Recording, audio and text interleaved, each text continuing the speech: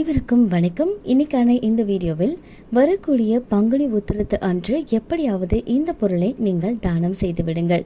முருகனுடைய அருள் உங்களுக்கு கிடைக்கும். என்ன பொருளை அன்றைக்கு நாளில் நம்ம முக்கியமாக தானம் செய்யணும் அப்படின்றத பற்றியெல்லாம் பார்க்கலாம். அதுக்கு முன்னாடி நம்ம சேனலை நீங்கள் இன்னும் சப்ஸ்கிரைப் பண்ணிக்கல அப்படின்னா மறக்காமல் சப்ஸ்கிரைப் பண்ணிக்கோங்க. பக்கத்தில் இருக்க பெல் ஐக்கானையும் ப்ரெஸ் பண்ணிக்கோங்க. அதாவது பார்த்தீங்க அப்படின்னா, பார்ப்புகளும் பழனியிலே பங்குனி தேரோட்டம் காண்பது சிறப்பு அப்படின்னு சொல்லுவாங்க. இந்த பங்குனி உத்திரம் அப்படின்றது முருகப்பெருமானுடைய ஆலயங்களில் நல்ல கோலாகலமாக நடக்கும். அப்படிப்பட்ட இந்த பங்குனி உத்திரம் அப்படின்றது இந்த வருடம் 25ஆம் தேதி திங்கட்கிழமை வருது. இந்த நாளில் வர்றது ரொம்ப சிறப்பான ஒன்று. ஏன் அப்படின்னா, அன்றைக்கி சந்திர கிரகணமும் பங்குனி உத்திரமும் சேர்ந்து வருது. அதோடு பௌர்ணமி திதியும் இருக்குது. திங்கட்கிழமை அப்படின்றதுனால சோமவாரம் அப்படின்றது சிவபெருமானுக்கும் உரியது. ஆக இந்த மாதத்தில் நிறைய அந்த பங்குனி உத்திரத்தன்னைக்கு நிறைய சிறப்பான நாட்கள் ஒன்றா சேர்றதுனால அந்த நாளுக்கு அதி அற்புதமான ஒரு சக்தி இருக்குது. இந்த மாதிரியான அமைப்பு அப்படின்றது 69 வருடங்களுக்கு பிறகாகத்தான் வருது.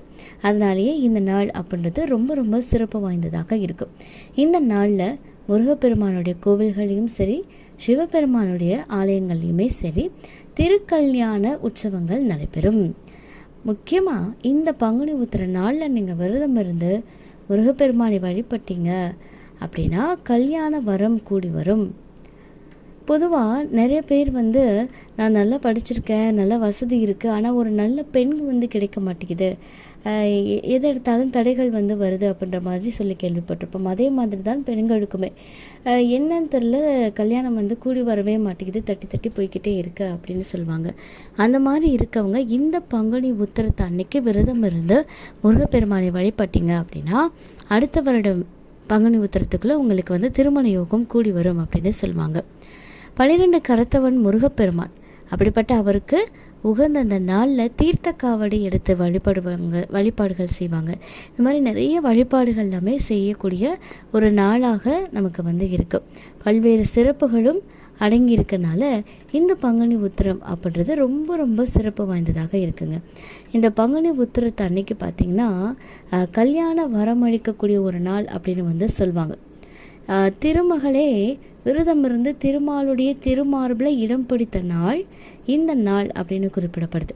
அதே மாதிரி கலைமகளும் பிரம்மாவுடைய நாவல் இந்த நாளில் தான் அமர்ந்ததாக சொல்லப்படுது.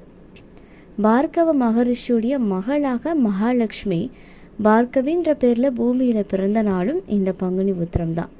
இந்த நாள் லக்ஷ்மி கடாட்சமான ஒரு நாள். அதே மாதிரி இந்த நாளில் சந்திர பகவானும் பார்த்திங்க அப்படின்னா கலையோட கன்னிராசியில் களங்கமின்றி காட்சி தரக்கூடிய ஒரு நாள்.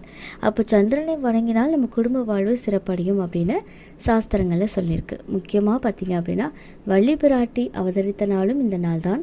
தர்மசாஸ்தாவான ஸ்ரீ ஐயப்பன் உதித்ததும் இந்த நாளில் தான் அப்படின்னு சொல்லுவாங்க. ஸோ திருமணம் தடைப்படுறவங்களுக்கு கல்யாண சுந்தர விரதம் இந்த நாளில் இருந்து நீங்கள் வழிபட்டீங்க அப்படின்னா இல்லற வாழ்க்கையும் மகிழ்ச்சியாக அமையும். திருமணமானவர்களுமே இந்த வழிபாடுகள் செய்யலாம். இல்லற வாழ்க்கை மகிழ்ச்சியாக அமையும். கோவில்களில் போயிட்டு நீங்கள் வழிபாடுகள் செய்யலாம். வீட்டிலையே பார்த்தீங்க அப்படின்னா விரதம் இருந்துட்டு நீங்கள் முருகப்பெருமானை வழிபாடுகள் செய்யலாம். சரி, இந்த நாளில் என்ன தான் நம்ம தானம் பண்ணணும் அப்படின்னு பார்த்தீங்கன்னா, நான் இன்றைக்கி சொன்ன மாதிரி அந்த முருகனுக்கு உகந்த இந்த நாளில் முருகன் ஆலயங்களில் பார்த்தீங்க அப்படின்னா இந்த திருமண இதெல்லாம் நடக்கும். அப்போது பார்த்தீங்க அப்படின்னா அந்த கல்யாண வைபவத்தை பார்த்துட்டு வெளியே வரக்கூடிய பக்தர்களுக்கு உங்களால் முடிந்த அந்த மங்கள பொருட்கள் வாங்கி கொடுக்கலாம். மஞ்சள், குங்குமம், தாலி சரடு, ரவிக்கை துணி, இந்த மாதிரி மங்கள பொருட்கள் அந்த நாளில் நீங்கள் வாங்கி கொடுக்கலாம். அந்த திருமண வைபவத்துக்கு என்னென்ன பொருட்கள் உங்களால் வாங்கி கொடுக்க முடியுமோ அந்த மாதிரி பக்தர்களுக்கு வாங்கி கொடுக்கலாம். அந்த நிகழ்ச்சி நடக்குது பார்த்தீங்களா, அந்த நிகழ்ச்சிக்கு திருமண சம்மந்தப்பட்ட பொருட்கள் என்ன உங்களால் வாங்கி கொடுக்க முடியுமோ வாங்கி கொடுத்தீங்க அப்படின்னா முருகனுடைய அருளால் உங்களுக்கு திருமண வாழ்க்கை மகிழ்ச்சிகரமாக அமையும். இதை திருமணம் ஆனவர்களும் செய்யலாம், ஆகாதவர்களும் செய்யலாம். இந்த தகவல் உங்களுக்கு பயனுள்ளதாக இருக்குது அப்படின்னா மறக்காமல் உங்கள் நண்பர்கள் கூட பகிர்ந்துக்கோங்க. மேலும் இது போன்ற ஆன்மீக தகவல்களுக்கு என்னுடைய சேனலை நீங்கள் சப்ஸ்கிரைப் பண்ணிவிட்டு பக்கத்தில் இருக்கக்கூடிய பெல் ஐக்கானையும் ப்ரெஸ் பண்ணிக்கோங்க. நன்றி.